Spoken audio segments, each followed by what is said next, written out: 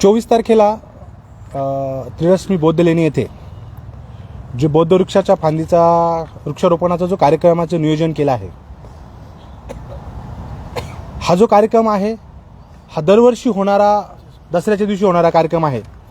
परंतु या कार्यक्रमाचे जे स्वागत अध्यक्ष आहेत नामदार छगनरावजी भुजबळ साहेब, यांच्यावरती आमचा आक्षेप आहे.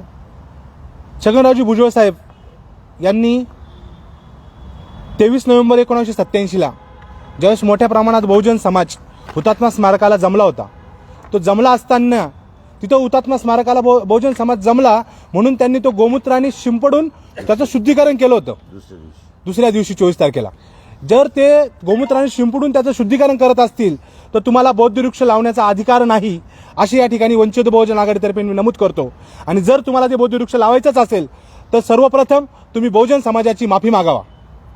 त्याचंच दुसरं कारण म्हणजे या ठिकाणी मराठा आरक्षणाचा मुद्दा जोर धरलेला आहे.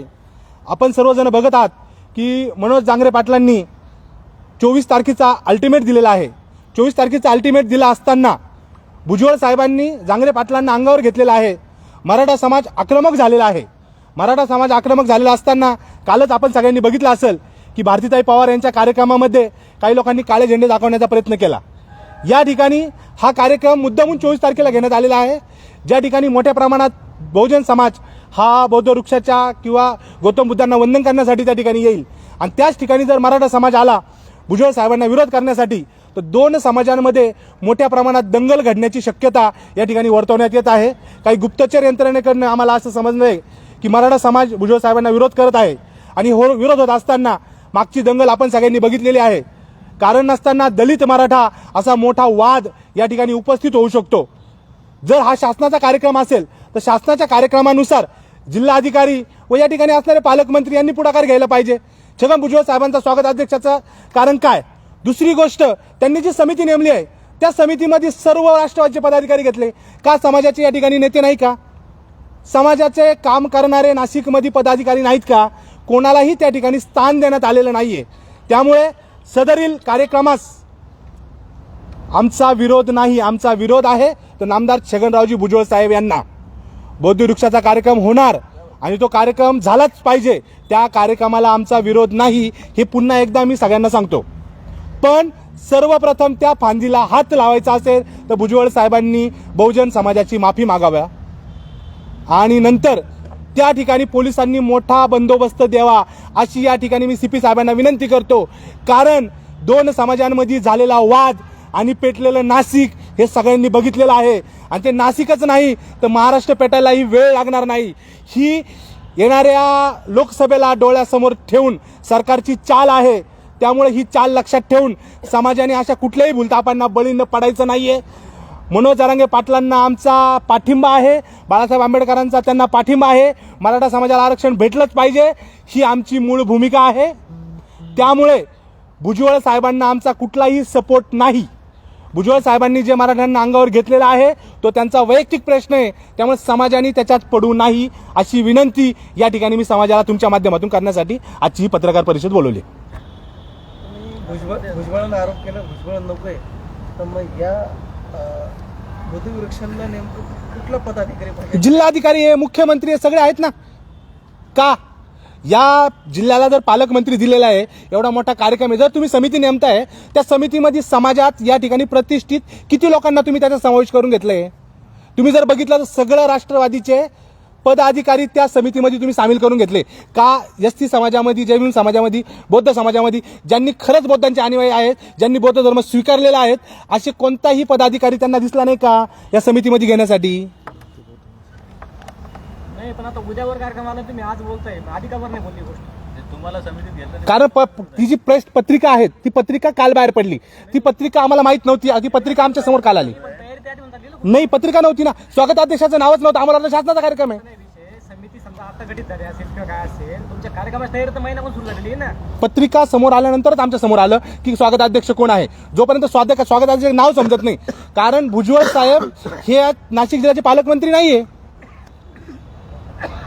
आम्ही कार्यक्रम पत्रिकेची वाट पाहतो. आम्ही कार्यक्रम पत्रिकेची वाट बघत होतो. प्रकाश आंबेडकरांना बोलवलं नाहीये, इतर नेत्यांना आठवले साहेब येत आहे काय म्हटलं आहे? आता ते तर तुम्हाला सगळ्यांना माहीतच आहे की आंबेडकर साहेब हे या राजकारणाचं केंद्रबिंदू, या महाराष्ट्राचं नाही तर या भारताचं केंद्रबिंदू बनलेलं आहे. आणि आंबेडकर साहेबांना जिथं पण बोलवणार आहे तिथं आंबेडकर साहेब ऑलरेडी मोठे, कोणी बोलवण्याने मोठे होईल असा विषयच नाही. पण त्यांना भीती वाटते, त्यांना ती भीती आहे. आंबेडकर आले म्हणजे विषय संपला, सगळे दबतात. त्यामुळे त्यांना ती भीती आहे, आंबेडकर नावाची भीती मनात पाहिजेलच, आणि त्याचा आम्हाला आनंद आहे.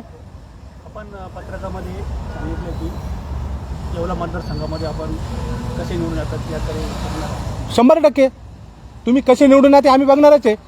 कारण बाळासाहेब आंबेडकर साहेब जे सांगतील तो आमच्यासाठी महत्त्वाचा मुद्दा असणार आहे. तुम्ही लोक त्या कार्यक्रमात जाणार? आम्ही भुजबळ साहेब गेल्यानंतर त्या फांदीच्या दर्शनाला जाणार आहे. परंतु तुमच्याच काही वंचित बहुजन आघाडीचे पदाधिकारी आहेत, तर तिथं ते कार्यक्रम असतात. एकही पदाधिकारी आमचा त्या ठिकाणी नाहीये. एका पदाधिकाऱ्याचं नाव आम्हाला सांगा. भुजबळ साहेबांनी जर माफी नाही मागवली दूरचं काय आम्ही भव्य आंदोलन छेडणार आहे त्या संदर्भात, आणि ज्या ज्या ठिकाणी भुजबळ साहेब उभे राहतील त्या त्या ठिकाणी विरोध करण्यासाठी वंचित बहुजन आघाडी समोर राहील. आता उद्याचं काय आपलं स्ट्रॅटेजी राहणार? उद्याच्या कार्यक्रमाची काय स्ट्रॅटेजी राहणार आहे? उद्याचे कार्यक्रम होणार आहे. उद्या जर भुजबळ साहेब तिथे गेले तर आम्ही त्यांना ती फांदीपासून अडवण्यासाठी प्रयत्न करणार, वंचित बहुजन आघाडी.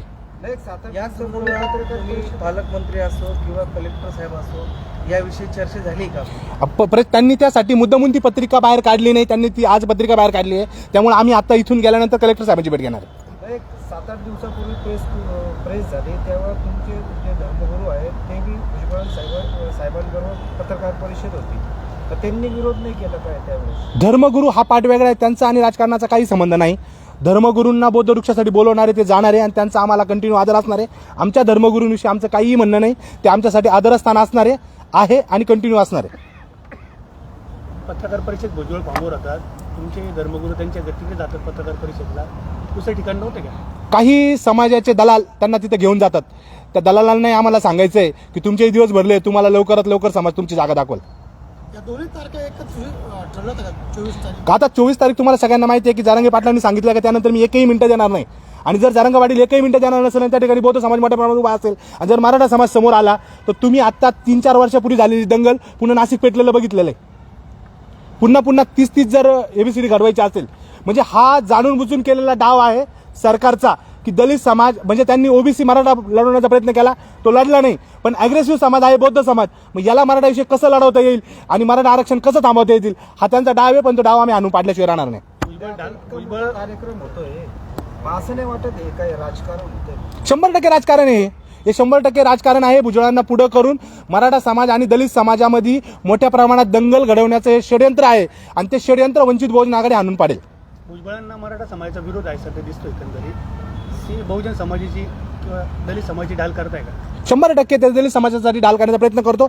याच्या आधीही त्यांनी दलित समाजाला असं समजलं का दलित समाजाचा नेता मीच आहे, पण दलित समाजासाठी त्यांनी काहीच केलं नाही. त्याचं मोठं उदाहरण मी तुम्हाला सांगितलंच आहे की 23 नोव्हेंबर 1987ला ज्यावेळेस मोठ्या प्रमाणात रिलोडचा मोर्चा झाला आणि त्या हुतात्मा स्मारकाला ज्यावेळेस दलित समाज तिथं जमला, तर त्याच छगन भुजबळ साहेबांनी तो जो हुतात्मा स्मारक आहे तो गोमूत्राने शिंपडून काढला. जर तुम्ही सांगता का मी दलित समाजाचा नेता आहे, तर तुम्ही गोमूत्राने कसं शिंपडू शकता? अहो, गोमूत्र तर अजून खराब करते, ते साफ नाही करते. मग तुम्ही बौद्ध वृक्षाला हात लावायचा अधिकार काय तुम्हाला? तुम्ही पहिली माफी मागा. तुम्ही जाणार आहे का कार्यक्रम? हो, भुजबळ साहेब तिथून निघून गेल्यानंतर त्या पांदीचं आम्ही दर्शन घेणार, कारण ते आमचं आदरस्थान आहे. त्यांना कार्यक्रमाला अडवू, नंतर त्यांना अडवणार, ते निघून समजा ते त्यांना येऊनच देणार नाही. आम्ही तिथे जाणार आहे, त्यांना नाही येऊन देणार आम्ही. पण आता सध्या कार्यक्रम सुरू झाला, ते तर उपस्थित राहणारच आहे स्वतः. सरकार त्यांचं आहे, डिपार्टमेंट त्यांचं आहे, ते विरोध करणार. जमलं तर आम्हाला उचलून पण घेऊन जातील, त्याला काय करणार आता पर्याय? मग तुम्ही अगोदरच राहणार का तिथे विरोध करा? आमचे पदाधिकारी असतील, आमचा समाज असेल, समाज बांधव अडवणार. आम्ही समाजाला आवाहन करतोय, फक्त अविनाश शिंदे नाही गेला म्हणून समाज जाणार नाही असं नाही ना. पूर्ण समाज त्यांना अडवणार त्या ठिकाणी. तुम्ही अगोदरच उपस्थित राहणार आम्ही उपस्थित. आंबेडकर साहेबांची भूमिका काय होती याबद्दल? सेम ही जी आमची भूमिका हीच आंबेडकर साहेबांची भूमिका ती पक्षाची.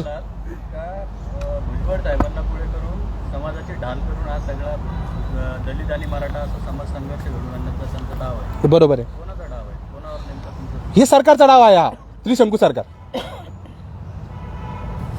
हा त्रिशंकू सरकारचा डाव आहे. आणि त्रिशंकू सरकारमध्ये आता मेन कोण आहे तुम्हाला सांगायची गरज नाही.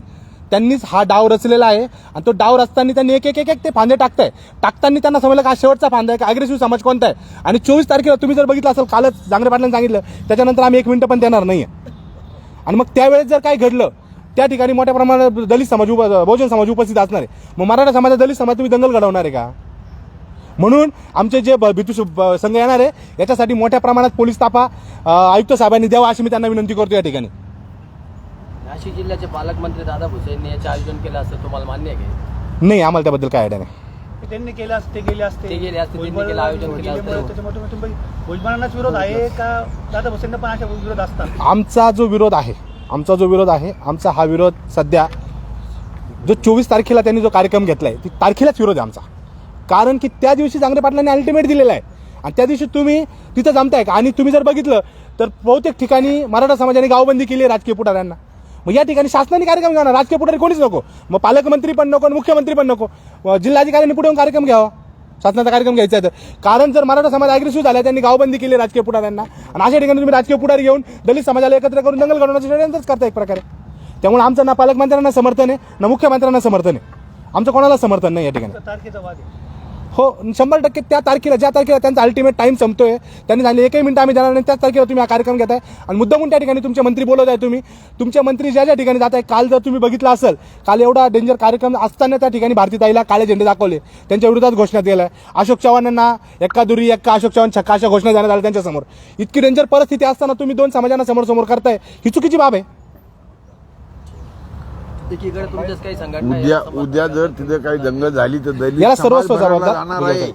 भावनिक होऊन अस्मितेपोटी सगळा दलित समाज तिथे येत असतो, बायका पोरं सगळं घेऊन. जर कमी जास्त काही झालं तर नुकसान कोणाचं होणार आहे? दलित समाजाचं होणार आहे. म्हणजे आपल्याला दंगलीची भीती वाटते असं. 100% हो. दंगल घडली, आपण सगळ्यांनी बघितलंय काय घडलंय याच्या आधी. नाशिक पेटलंय, आपण नाशिक शांत करता 2 महिने लागले तरी नाशिक शांत झालं नाही. आमच्या काही लोकांना आतापर्यंत गुन्हे पण माघार घेण्यात आलेले नाहीये. काही लोकांचे संसार उद्ध्वस्त झाले त्या दंगलपोटी. आणि 28 तारखेला आम्ही त्या झाडाला पाणी घालायचा वेगळा कार्यक्रम करतोय ना 28 तारखेला.